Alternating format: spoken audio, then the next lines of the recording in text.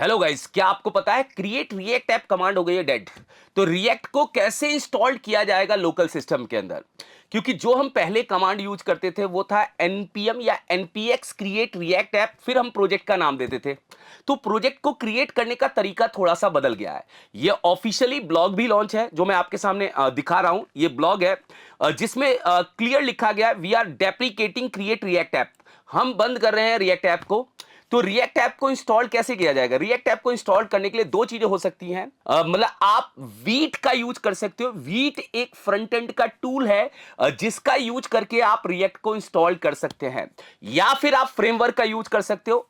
Next JS का use करके आप रिएक्ट को सीख सकते हैं, मतलब रिएक्ट को भी सीख सकते हैं और नेक्स्ट जेएस फ्रेमवर्क को भी सीख सकते हैं। तो अभी नेक्स्ट जेएस वाले पार्ट पे नहीं जाना। अभी हमें वीट का यूज करके हम रिएक्ट ऐप कैसे क्रिएट करेंगे उस प्रोसेस पे हमें चलना है। तो चलिए हम स्टार्ट करते हैं।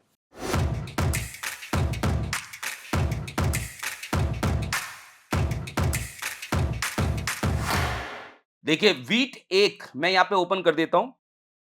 वीट जो है ये एक पावरफुल फ्रंट एंड टूल है जिसका यूज करके आप रिएक्ट की ऐप बना सकते हैं, एंगुलर की ऐप बना सकते हैं, व्यू की ऐप बना सकते हैं। ये हमें हेल्प करेगा रिएक्ट की एप्लीकेशन को क्रिएट करने में। हम इसका ही यूज करके रिएक्ट की एप्लीकेशन क्या करेंगे, क्रिएट करेंगे। मैं गेट स्टार्टेड पे जाता हूं। ये इसका गाइड आ जाएगा, मतलब एक गाइड पॉइंट आ जाएगा। यहां पे ये देगा कि ये इन सारी चीजों को क्या करता है, सपोर्ट करता है। तो हमें रिएक्ट को क्या करना है, इंस्टॉल करना है। तो रिएक्ट को इंस्टॉल करने का तरीका क्या है वीट के थ्रू? इसका थोड़ा सा फोल्डर स्ट्रक्चर बदल जाता है, वो भी मैं आप लोगों के सामने क्या करूंगा, बताऊंगा, जिससे आप प्रॉपर लेवल पे इसको इंस्टॉल कर पाए। देखिए, बाकी सब कुछ सेम कॉन्सेप्ट पे सीखिए जो बताया गया है, उसमें कोई दिक्कत नहीं है। बस आप लोग प्रोजेक्ट क्रिएट करने का तरीका इस प्रोसेस से करिए जो मैं अभी बता रहा हूं आप लोगों को। तो यहां पे अगर हमें प्रोजेक्ट क्रिएट करना है, देखिए, तो प्रोजेक्ट क्रिएट करने के लिए बहुत सिंपल है। यहां जाते हैं। मैंने डेस्कटॉप पे एक फोल्डर बना रखा है रिएक्ट जेएस नाम से। मैं उसी फोल्डर के अंदर क्या करता हूं, एंटर करता हूं एक बार। ठीक है, तो मैं अपने फोल्डर में जाता हूं डेस्कटॉप के अंदर। ये मेरा एक फोल्डर है रिएक्ट जेएस, यहां पे जाते हैं हम। और यहां पे जाके हम प्रोजेक्ट को क्या करेंगे, क्रिएट करना सीखेंगे। तो प्रोजेक्ट को कैसे क्रिएट किया जाएगा वो मैं आपके सामने क्या कर रहा हूं, बता रहा हूं। यहां जाते हैं। इसको हम क्या करेंगे, सीएमडी में ओपन कर देंगे। ये पूरा बता चुका हूं मैं। फिर आप इस कमांड को यहां पे क्या करेंगे, फायर करेंगे। वो कमांड क्या है, देखिए मैं बता रहा हूं। यहां पे जाएंगे, थोड़ा सा नीचे ये लिखा हुआ है, देखिए, npm create wheat at the rate latest। ये कमांड आपको लेना है। ये कमांड लेके यहां पे आपको क्या करना है, लिखना है। फिर कोई भी प्रोजेक्ट का नाम इसके साथ में स्पेस देके लिखना है, मतलब कोई भी प्रोजेक्ट का नाम। तो मैंने यहां पे अपने प्रोजेक्ट का नाम लिया है फर्स्ट रिएक्ट ऐप। ये मेरे प्रोजेक्ट का नाम है, वो भी वीट के थ्रू मैं कर रहा हूं। देखिए, वहां पे हम यूज करते थे npx क्रिएट रिएक्ट ऐप, यहां पे बदल गया npm क्रिएट वीट लेटेस्ट।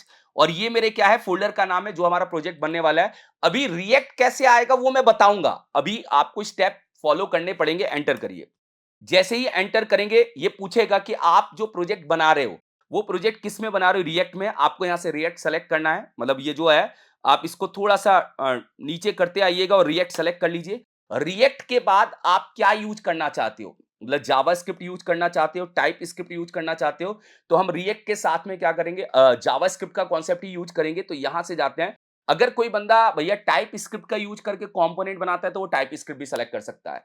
तो हमें यहाँ पे जावास्क्रिप्ट सेलेक्ट करना है और एंटर कर देना है। जैसे ही हम जावास्क्रिप्ट सेलेक्ट करेंगे, ये एक फोल्डर क्रिएट करके आपके यहां पे रख देगा। देखिए, एक फोल्डर क्रिएट कर दिया इसने। मगर अभी आपका इंस्टॉलेशन पूरा नहीं हुआ है। आपने केवल क्या किया, ये कमांड लिखी, सिंपल है। ये कमांड लिखा, मैं यहां पे ले लेता हूं एक बार। ये कमांड आपने यहां पे क्या किया, लिखा। इस कमांड के बाद आपने क्या किया, रिएक्ट को सेलेक्ट किया, मतलब फ्रेमवर्क और लाइब्रेरी में किसको सेलेक्ट किया, रिएक्ट को सेलेक्ट किया। रिएक्ट को सेलेक्ट करने के बाद आपने जो फाइल का टाइप था या जो हमारा वेरिएंट था वो आपने जावास्क्रिप्ट सेलेक्ट किया कि हमें जावास्क्रिप्ट की फाइल में काम करना है। ये 3 स्टेप आपने फॉलो किए हैं, ये ध्यान रखिएगा। इनमें से कहीं भी आपको ऐसा पॉइंट दिक्कत ना करे, इसलिए मैं यहां पे लिख देता हूं कि ये मेरे प्रोजेक्ट का नाम है। हमने रिएक्ट को सेलेक्ट किया है और हमने जावास्क्रिप्ट की फाइल को भी सेलेक्ट किया है। अब मुद्दा यह है कि हम इंस्टॉलेशन कैसे करेंगे। अभी आपकी ऐप इंस्टॉल नहीं हुई है भाई, केवल आपने एक फोल्डर क्रिएट किया है। फोल्डर के अंदर आपको जाना पड़ेगा।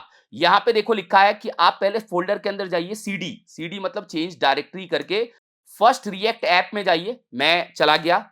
और जाने के बाद आप npm इंस्टॉल करिए। जैसे ही आप npm इंस्टॉल करेंगे तो ये सारे पैकेजेस जो भी इसके रिकमेंडेड पैकेजेस हैं वो आपके फोल्डर में लाके क्या करेगा, इंस्टॉल कर देगा और रिएक्ट को भी साथ में इंस्टॉल कर देगा।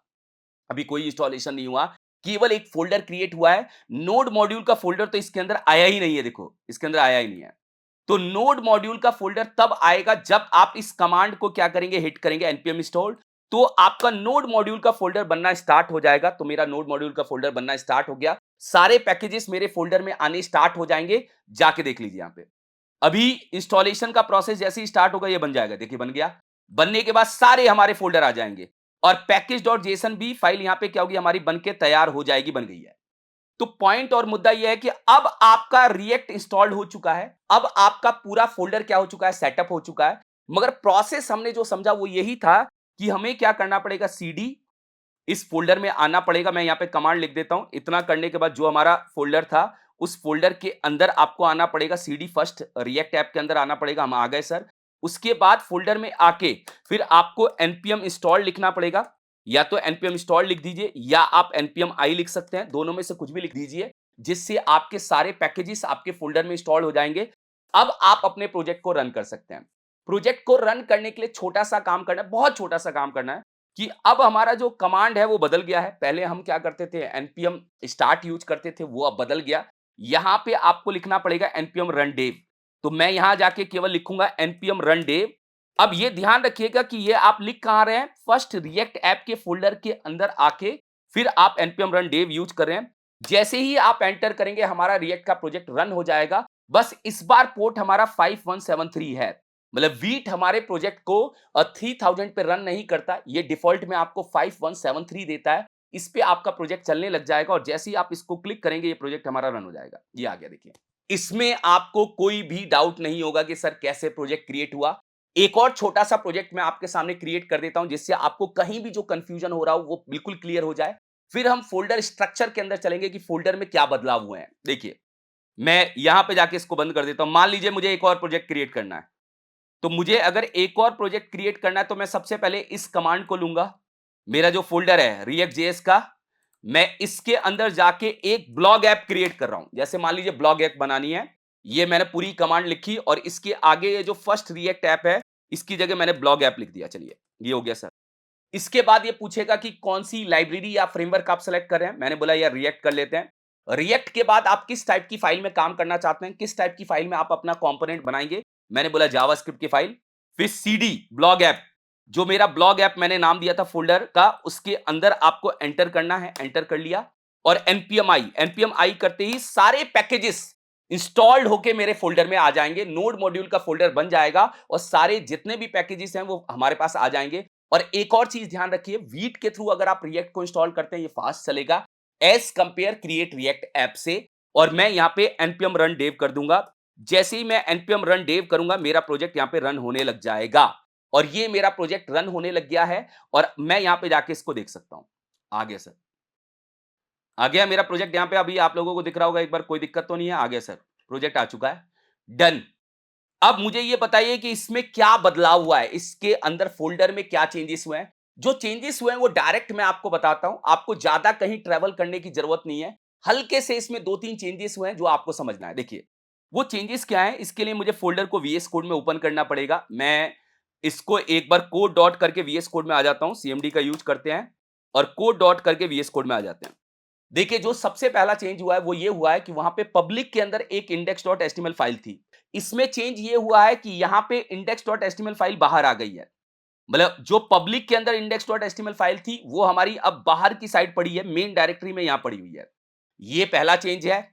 और div के अंदर आईडी वही है। और एक और बस चेंज हुआ है कि जो हमारे एसआरसी के अंदर index.js करके जो मेन हमारा कंपोनेंट फाइल थी, जो इसको डेटा देती थी, जैसे इसको डेटा देने का काम करेगा अभी main.jsx।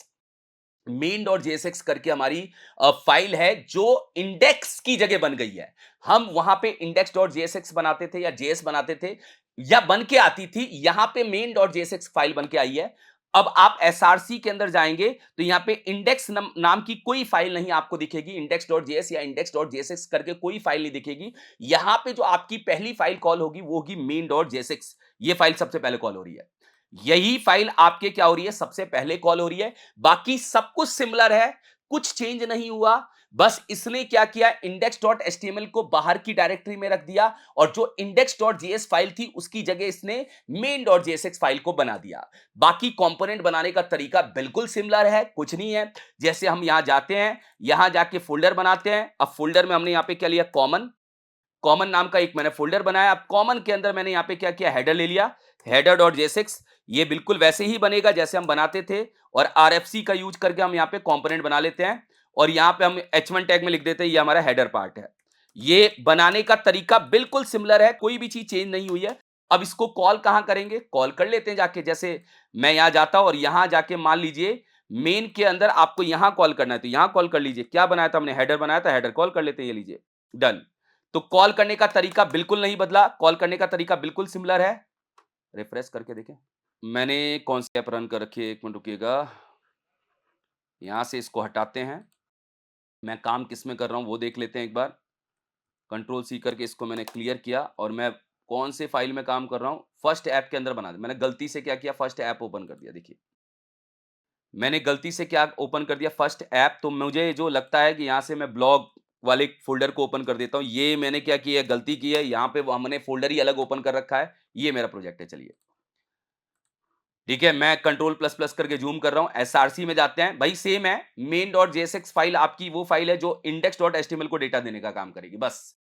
बाकी आप एसआरसी के अंदर एक कॉमन नाम का फोल्डर बनाइए। उससे कंफ्यूज मत होइएगा, जो मैंने पहले कर दिया था वो मैंने दूसरा फोल्डर या दूसरा प्रोजेक्ट आप लोगों के सामने ओपन कर दिया और यहां जाके मैं फाइल बनाता हूं header.jsx। header.jsx करके मैंने फाइल बनाया, ठीक है, और आरएफसी का यूज किया और यहां पे मैंने H1 टैग के अंदर लिखा है हेडर पार्ट। H1 टैग के अंदर हमने यहां पे लिखा है हेडर पार्ट। ये कुछ भी ऐसी हेडर सेक्शन, हेडर पार्ट जो भी आप बनाना चाहते हो वो बना लीजिए। यहां पे हमने रख दिया और रखने के बाद हेडर को हमने कहां कॉल कर दिया, मेन के ऊपर कॉल कर देते हैं। डिफॉल्ट में ये ऐप कॉल हो रहा है, इसके जस्ट ऊपर हमने हेडर को क्या किया, कॉल कर दिया। ये हेडर यहां पे आ जाएगा। अब हम अपने आंसर को यहां पे जाके क्या करते हैं देख लेते हैं। हम यहां पे क्या करेंगे, वही npm run dev का यूज करते ही हमारा प्रोजेक्ट क्या होगा, रन हो जाएगा। रन होते ही हमारे सामने हेडर का एरिया भी दिखाएगा, ये देखिए। तो कंपोनेंट बनाने का तरीका सेम है। ऐप इसके अंदर भी डिफॉल्ट में कॉल हो रहा है, इंडेक्स के अंदर भी हमारा ऐप क्या हो रहा था, डिफॉल्ट में कॉल हो रहा था। कुछ चीज बदली नहीं है। बदली है वो क्या बदली है, वो बदला है आपका index.html फाइल बाहर आ गई है और साथ में बस index.js की जगह main.jsx फाइल बन चुकी है। बाकी सब कुछ सिमिलर है, आप जैसे करते थे वैसे बना सकते हैं। पैकेट.json भी इसके अंदर आ चुका है। देखिए पैकेट.json में रिएक्ट का लेटेस्ट वर्जन इंस्टॉल्ड हुआ है, देखिएगा एक बार यहां पे दिखा भी रहा है। और वीट भी इंस्टॉल्ड हुआ है, मतलब वीट को भी इसने इंस्टॉल किया है क्योंकि वीट का यूज करके ही हम रिएक्ट को क्या कर रहे हैं, यहाँ पे इंस्टॉल कर रहे हैं। तो इतना ही प्रोसेस था जो मुझे बताना था। अब जो नेक्स्ट पार्ट आएगा उसमें मैं आपको बताऊंगा कि अब जब आप वीट के थ्रू रिएक्ट का प्रोजेक्ट बनाते हैं तो उसमें आप टेलविंड को कैसे इंस्टॉल करते हैं, टेलविंड सीएसएस कैसे इंस्टॉल होता है, उसका हल्का सा तरीका बदल गया है। उस तरीके को भी हम क्या करेंगे, समझेंगे, जिससे आप अपनी ऐप को बहुत स्मार्टली बना पाए। Thank you so much guys.